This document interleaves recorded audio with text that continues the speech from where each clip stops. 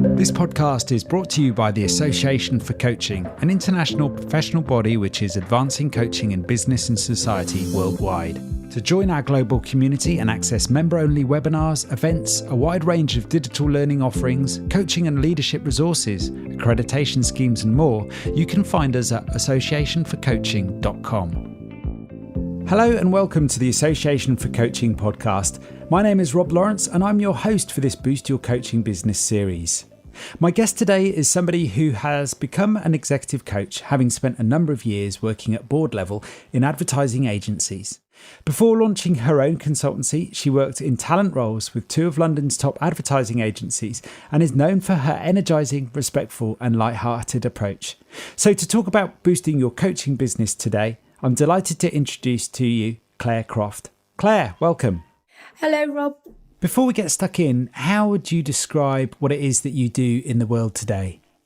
So I have a dual life. I have my coaching practice where I predominantly work with leaders and leadership teams around big moments of transition and change for themselves. So, for example, people who are moving into more senior roles, teams that are coming together for the first time.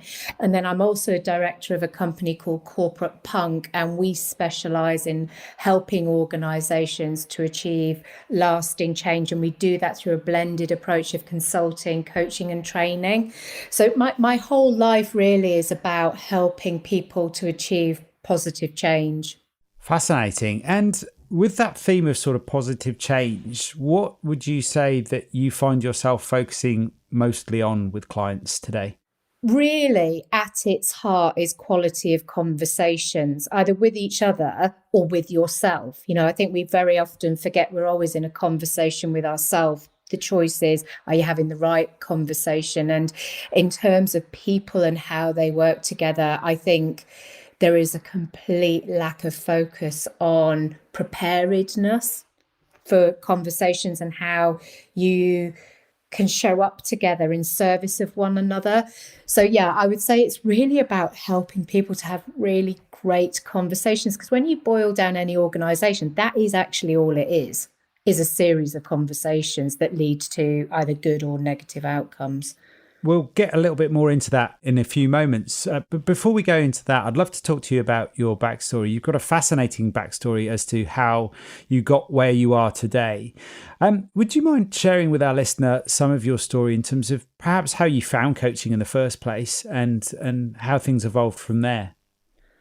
Yeah, of course. When I really look back, I think my entire life has been about helping people to achieve positive change. You know, I did psychology as a degree, and when I left uni, I wanted to be a trainee criminal psychologist. So I worked at Wakefield Prison for a period of time, you know, looking at how you inspired very hardened criminals actually to change their ways. I made the very logical move from that into marketing. Marketing, I did client side, and then I went agency side and worked as a strategist. And really, marketing is about inspiring people to achieve positive change. So, or to change in ways that brands want them to, right? So I've kind of always been intrigued by how do you inspire people to do things differently. And I was just really very lucky. I got very poorly in 2011 and I was off work for 5 months, and it just gave me the headspace I needed to think about what future do I really want for myself. And I'd always been interested in this thing called coaching, and I just decided to start investigating it more fully. And in essence, that set me off on a path of, I think it took me about 5 years to transition my career fully. And that led me to do talent roles in agencies instead of strategy roles. And then I went out on my own and set up my own coaching practice. So it's been a funny old little meander, but when I really look at it, there's always been this thread of just helping to inspire positive change. Yeah, I love that idea of inspiring others. And we know that when we inspire others, you know, that can lead to natural motivation. From your own motivational point of view, what would you say have been some of the challenges growing your own consultancy and coaching practice? What I have really, really struggled with, and, you know, I mean, I'm 6, 7 years into running my own business now, and I still struggle with it, is this really disappointing realization I had early on that the job was really about selling myself. And I find that painful, you know, and it blows my mind that I spent nearly 20 years in advertising. I've got all the skills you need. Like I was good at doing marketing and advertising.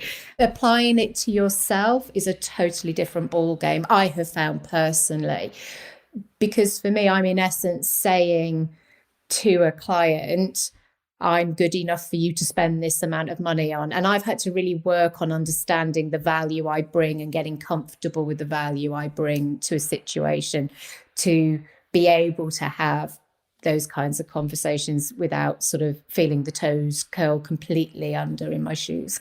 Yeah.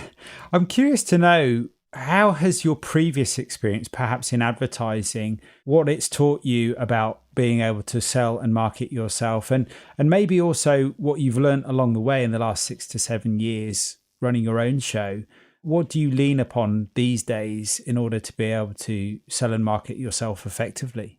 Yeah, well, what I've worked out, so obviously when you do marketing, it's a whole process, isn't it? Just seeing the posters in the bus shelter, that's just the end point. There's so many stages before that, and one of the most critical first stages one goes through when trying to develop any kind of campaign is understanding your audience, doing the research, you know, getting to know them and understand them, you know, through focus groups and so on and so forth. And that was a bit of a light bulb moment for me, that actually at its heart, I don't need to sell. What I need to do is to create the kind of quality of conversation with potential clients where they feel able to share with me what their reality actually is.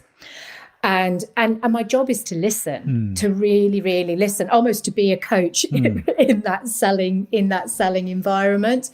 And it's only really through that I think you can responsibly understand, can I genuinely help here? Do I believe I have got what you need in my toolbox to help you get somewhere that you're currently not able to get to? Do you think this is it's a matter of self-confidence and self-belief in that sense, being able to create a space where you can listen effectively like that? It's a really good question. I think in some ways, yes, and in some ways, no, right? Mm-hmm.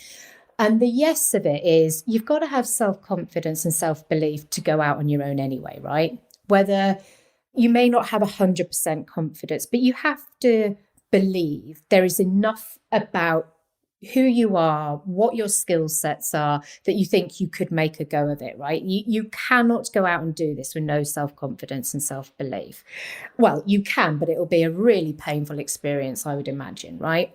So there's got to be a baseline, I think, that you carry into this. When you're in that moment, though, I don't think it's about having self-confidence. I think it's actually about curiosity. Mm-hmm. I think it's about enjoying a conversation where you're going to learn something, because you are, right? When you go into a prospecting conversation, you will leave it knowing something that you didn't know before. And one person said to me relatively early on, but not earlier on, you know, could have been earlier, in my particular journey, that you've got to remember they are having a conversation with you because they are not able currently to get somewhere new and different and better without some kind of support. They have recognized they are in need of something, right? Mm-hmm. So in that moment, there's an equality to the conversation. There's no servant master dynamic. You know, I used to really experience service master dynamics when I was in advertising, but people, when they're dealing with themselves or with their colleagues, they are genuinely puzzling through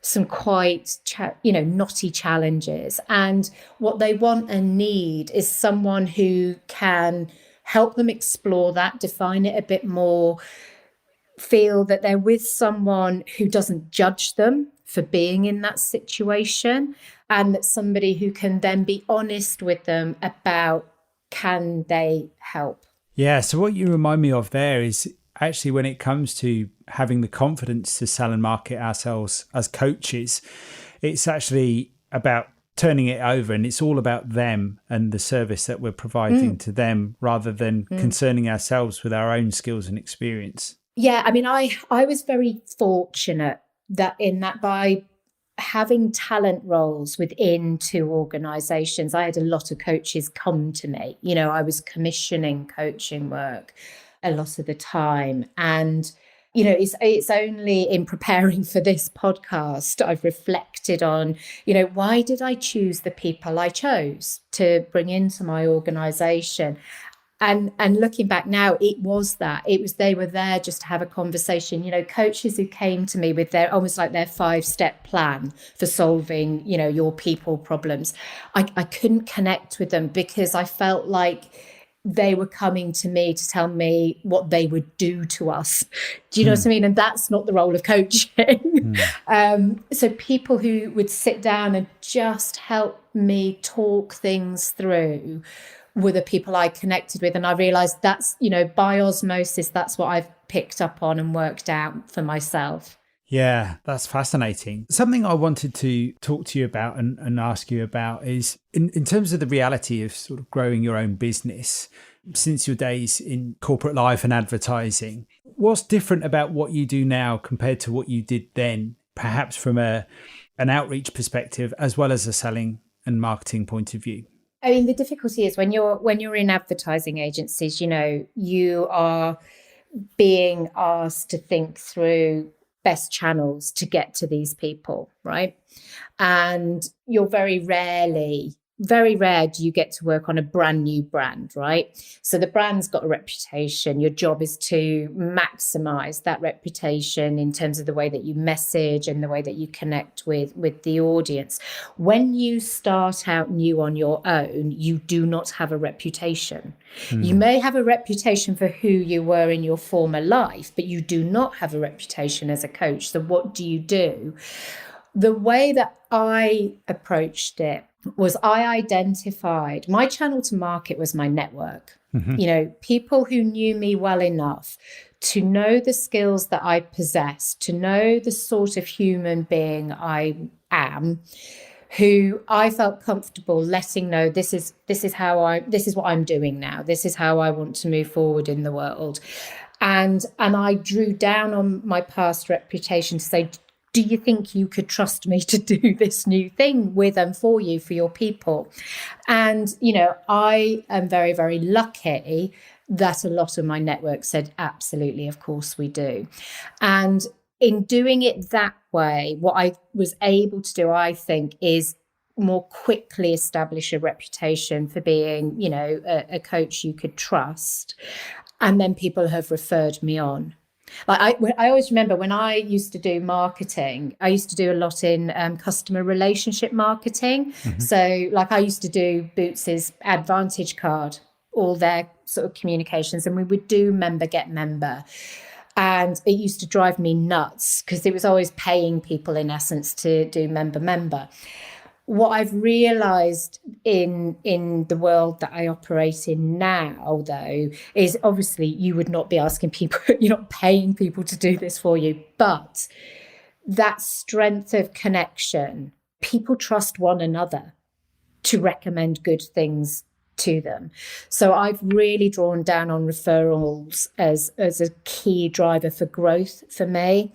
It also overcomes my weak spot, which is around my confidence in sort of selling in inverted commas, because I'm very rarely going in cold. I'm going in with an endorsement. So that takes the pressure off me emotionally as well.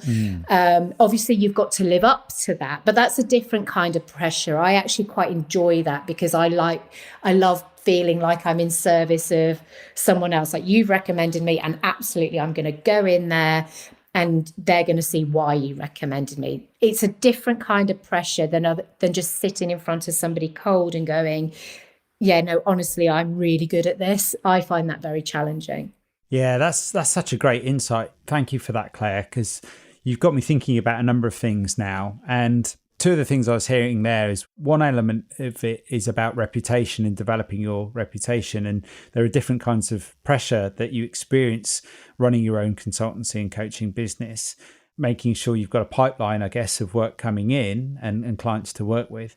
And the other kind of pressure is actually performing, I suppose, well or effectively as a coach. With regards to the former one, it sounds like you've managed to effectively grow a business through referrals more or less alone.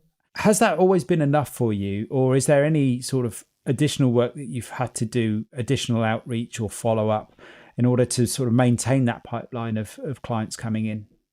And this is where I'm less helpful, because the answer is no. I mean, I am very lucky that I have a very strong network. I did in the early days, actually, because I didn't have the volume in the early days. And I did I chose to go down the associate route for a while. I did do associate work, but I soon stepped away from that because for me, I enjoy being deeply connected to the clients that I build relationships with. And I felt it through the associate route, I felt a little bit helicoptered in.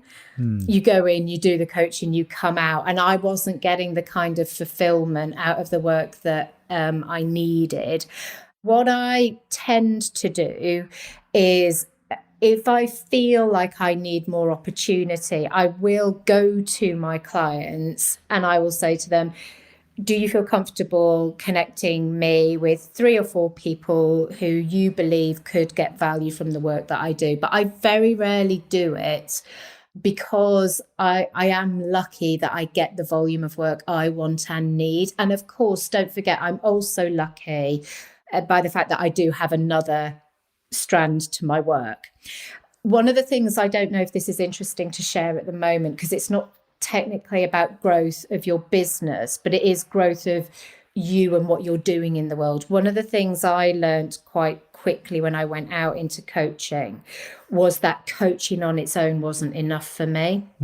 I love coaching. I love being a coach. But when you've spent 20 years in strategy and problem solving, I realized quite quickly that I missed that part of my brain being challenged. So what I did do was grow that side of my skill set and find opportunity there, because for me, it meant I was a better coach because I was having a more rounded diet of work, if that makes sense. It does, yeah. And you're answering a question I was about to ask you, which was around how you continually improve yourself as a coach. But what I was hearing there, which is fascinating to me, is about how you're using coaching as part of something else, and you're growing yourself as a person, as a professional there, and blending these skills and this experience and these talents together in a way to increase your offering. Absolutely. I mean, I do think this is a carryover from advertising, actually, my days in agency life, because one of the joys of agency life was the breadth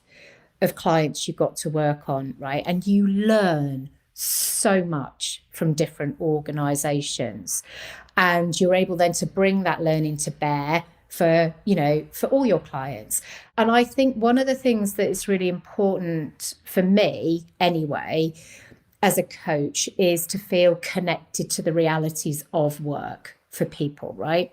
In the work that I do over in Corporate Punk, we sit and bear witness to the absolute challenge of achieving positive change in an organization, right? We get to understand all the different ways in which change comes about for an organization and the challenges it throws up. And I think having that exposure keeps me very connected to the realities of what it means to be a senior leader in business today.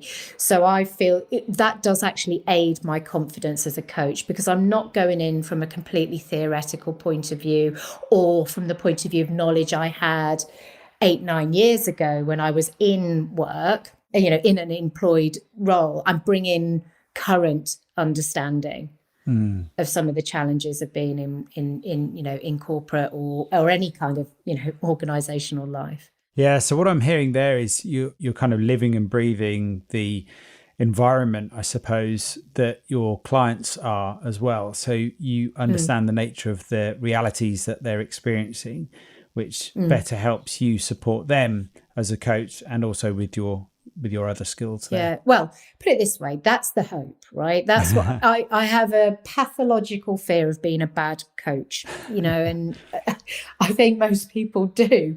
So for me, it really is about how can I make sure I'm bringing maximum value to the conversation we have. It helps me spot things more, in a more laser sharp way within the way that clients are talking about an issue. I kind of go, you just have stronger frames of reference. And then, on top of that, I do the work I need to do professionally through, professional coaching training to keep my skills growing there as well.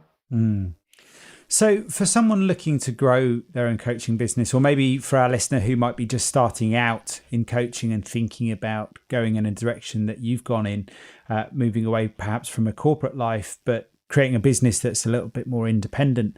From everything you've learned so far, Claire, what guidance or ideas would you give to our listener today in that situation? So through the lens, particularly of someone starting out or is early in their journey with it, I think tell the universe you've changed. And, that sounds like a strange statement, but if nobody knows you're moving into a different space, they can't support you, they can't help you, they can't work with you to find opportunity. I was amazed by how readily people were willing to talk to me about what I was doing and how that got me off the ground. That got me my first opportunities. Don't tie yourself down too strongly to any particular type of coaching initially. I think have a sense of what type of coaching you can be good at based on past experience. So, for example, when I first started out, I did a lot of mums returning to work because I'd had that experience. I know what it's like to go back to work after a baby. So I did a lot of that. I've also gone through the whole process of stepping up into board position and what that's like. So I did a lot of, that kind of coaching. But I never sat down and said with anybody, this is the coaching I do. I had conversations and used that to help me understand myself as a coach as well. So I would absolutely say that. I also actively sought feedback. Whether I got the work or not, I sought feedback from how I'd shown up in prospecting conversations. That's really useful. Thanks for that, Claire. Just on that, actually, something you said there I thought was really interesting and might be worth exploring just a little bit further. I was really interested as to how you, I suppose, refined your services there in terms of going out there initially. Was it a case for you of just having conversations through your network with people that you knew to find out what sort of opportunities or gaps or problems people were experiencing so that you could then go back to them with some kind of offer to support them? I'm thinking there in terms of, there's a lot of conversation these days about finding your niche and that kind of thing. And I guess finding what's right for you. And at the same time, what I do hear a lot of from people with a lot of experience like yourself is that actually it finds you somewhat. So I'm curious to know what your experience has been on that side of things, Claire. Yeah, it was exactly as you described. It was the conversation, being willing to listen and explore and find out what were the challenges people were facing. So, for example, what I realized relatively quickly is teams, for example, don't know how to collaborate effectively and they don't know how to deal with conflict, which you need conflict to collaborate, right? That people get very confused about collaboration. Isn't everybody getting on and having a nice time and hugging each other? It's about being able to act in service of a higher goal. And of course, having been in advertising for 20 years, that's all we did was how do you problem solve together in a respectful, collegiate way. So that became an area where you just kind of go, yeah, actually, if that's a problem, I probably know how to help with that. So lots and lots of listening. I actually just out and out asked people, like based on what you know of what I've just talked through, what would you feel confident commissioning me to do? It's curiosity, right? understand them and be willing to ask questions to elicit what do they see in you. And that's why for me, going to my network was the right way to do it, because I could have those trusted conversations.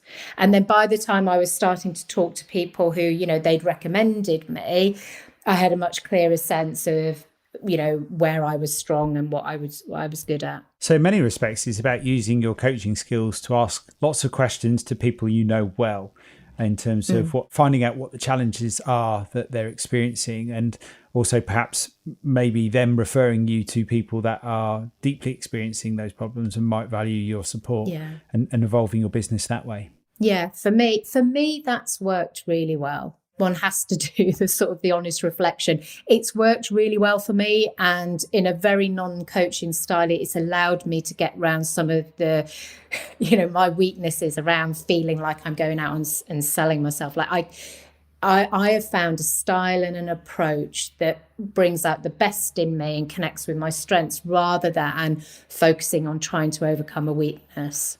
Yeah, no, that's great. And I hear that. And that's really interesting. I think for our listener there, it's a case of finding your own style and approach, perhaps, based on your own environment, skills and talent. Great. So just a couple of questions before we wrap up. I can't believe how quickly the time's going, actually.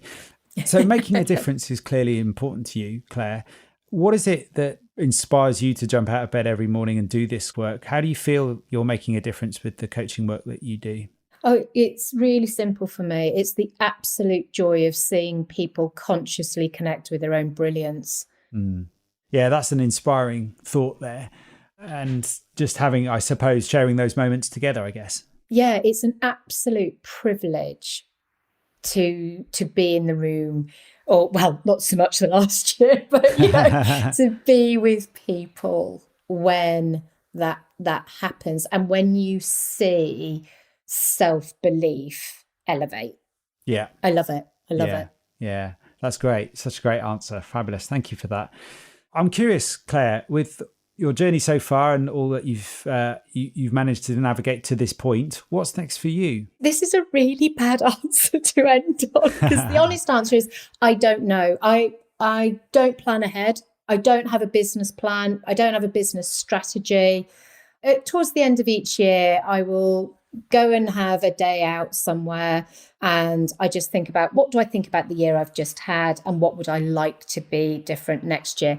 But I don't have a grand plan. I would be honest, at the moment, the balance of work I've got between my coaching practice and my corporate punk work is absolutely lovely, and I'm really enjoying what I'm doing, who I'm doing it with, and I have no burning desire to change that at the moment, which is probably not a very inspiring answer. But sometimes I think enjoying where you're at is just as important as planning where you're going, right? Absolutely, yeah. I challenge that too. I think that's a really refreshing answer. And I think you remind us there that actually it's not always about planning and strategy, and it's sometimes about going with the flow. When something's working, why break it? Yeah, that's my theory anyway. That's great. So finally, where can our listener find out more about you and your work? So if they would like to find out more about my coaching practice, it's clairecroft.co.uk, Claire being with an I. I'm not precious about it, but it does help with search engines. And then Corporate Punk is just corporatepunk.com. So those are the two main sources to find out. I'm not massively active on social media, which is, probably worthy of a slap on the hand, but I am on LinkedIn. If you do want to have a look at my profile there too. That's great. So that's clairecroft.co.uk. That's clairecroft.co.uk and corporatepunk.com. Well, thank you so much for your time today, Claire. Oh, thank you very much. And thank you for inviting me to take part. I've really enjoyed it and really appreciate it. This podcast was brought to you by the Association for Coaching. Discover more business and coaching resources, thought leadership and online learning at associationforcoaching.com.